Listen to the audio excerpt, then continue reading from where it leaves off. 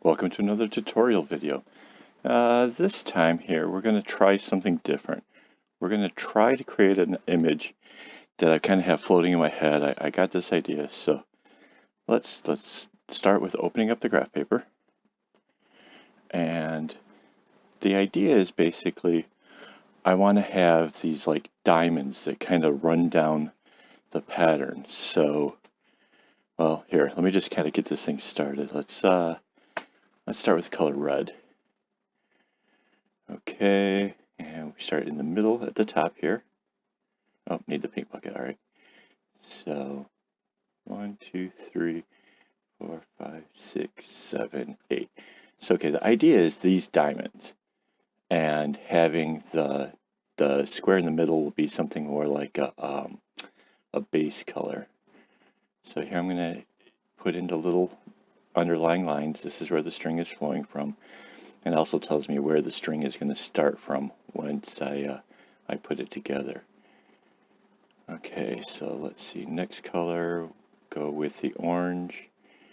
And that's just going to be like a diamond that's right next to it. Alright, is this kind of making sense now? Hopefully. So that's how this string would come across. So that's really clear and simple. Get it? Next, okay, so the next one would have to come underneath that red, come around this way.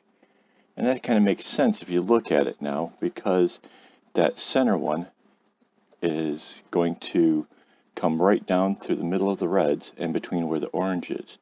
So I'll probably use like a background color, like a white or a black, something neutral to run through the whole thing. You can also have seen there that I'm using my Wacom to helps kind of speed this all along. I know everybody won't have one. It just makes it just a little bit easier.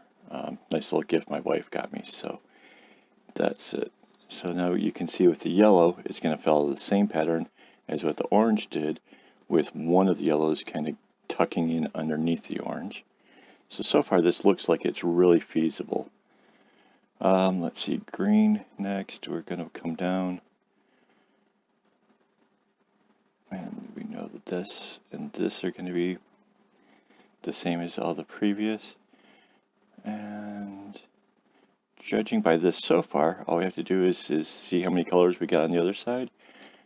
I really believe this is going to be feasible. All right.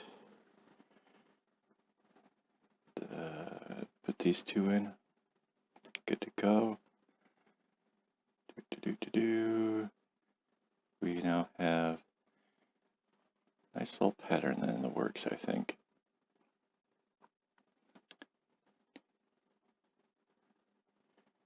Okay.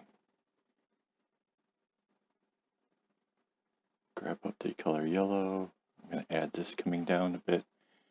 Now, once you kind of get these things figured out, you don't necessarily have to go all the way down the bracelet, like for the diagram. In fact, I probably won't do that at all today here.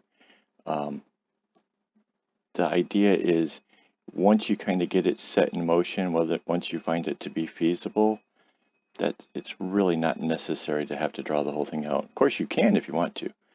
I'm not discouraging that. If you want to have, your bracelets all categorized and filed on your computer and stuff, right on, that's cool. That's pretty ambitious. I get it. I personally don't. I just kind of enjoy making the bracelets and then moving on to something different. I don't necessarily go back and redo everything that I've done before. You also notice I'm not putting in the background color here. I'm just leaving it with the blue that basically starts out. And the reason for that is if you make it black, oh, hang on, Control Z. Yeah, you gotta watch out for hitting those lines there. So anyways, if you make the color, say, black, which is the same as what the boxes are, if you have to undo anything or, repaint it something else, you'll affect the whole image altogether. So yeah, that doesn't work out so good. And if you do white, it's basically the same as what the other part of the background is. and that makes it kind of difficult to kind of follow along. So either you would take a completely random color that and do the background, or you just leave it as is, because in this instance I really don't see, you know, why you would need to put something else in there. If you know that the light blue is going to be a white, just kind of go with that. All right, let's add in this purple here. So far this is what makes 5 colors. So put in the little where the strings will go.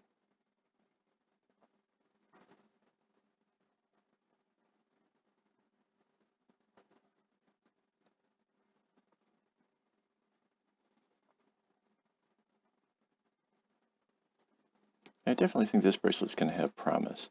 It kind of came to me as an idea from one of my older bracelets, something where it was just little diamonds coming down. Nothing, no background color, no additional effort like this one has, just a row of little diamonds or squares coming downwards. And I thought, wouldn't it be fun if maybe we just made this just a little bit more advanced, make it just a little bit more intense with something. And so this is what we got. Let's see, another purple, kind of a pinkish one.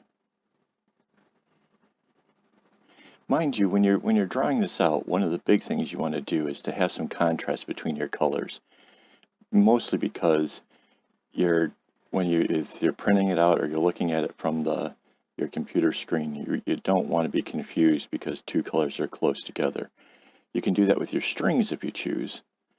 Have them really close together, do fades, that kind of stuff. But when you're drawing it out, it really just is way too difficult. Even if I was just going to do this whole bracelet here in a fade of blues, I would keep it just like this, you know, where all the colors are really distinctly different, and that it's just going to help make it easier down the road when you're trying to figure out, okay, where is this one going? You know, that this red doesn't really mean it's red, it's an equivalency or something to that effect. All right, so now we put in the blue. This is going to be the last color down the thing, I think.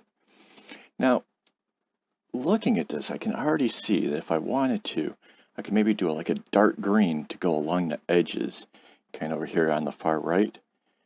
And then that also use the dark green on the other side. It would just reduce down the number of the white strings that I use. But I think what I'm going to do is I'm just going to leave those white and see how that turns out for this time around.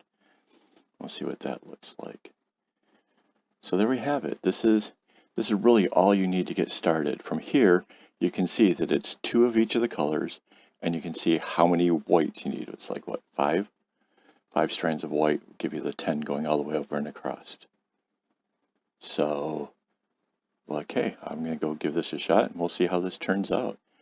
And, all right. Well, there you have it. Wow.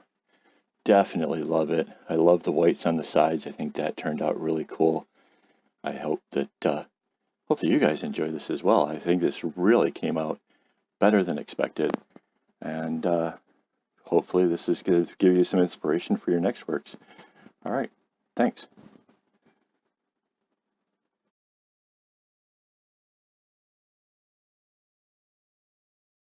If you enjoyed this video, do click like and subscribe to my YouTube channel. If you have any questions you'd like answered in future tutorials, leave a comment below. For more on friendship bracelets, visit AKAAWOL.com. Also, be sure to hit me up on Instagram at AKAAWOL. Thanks for watching, and don't get your strings in a bunch.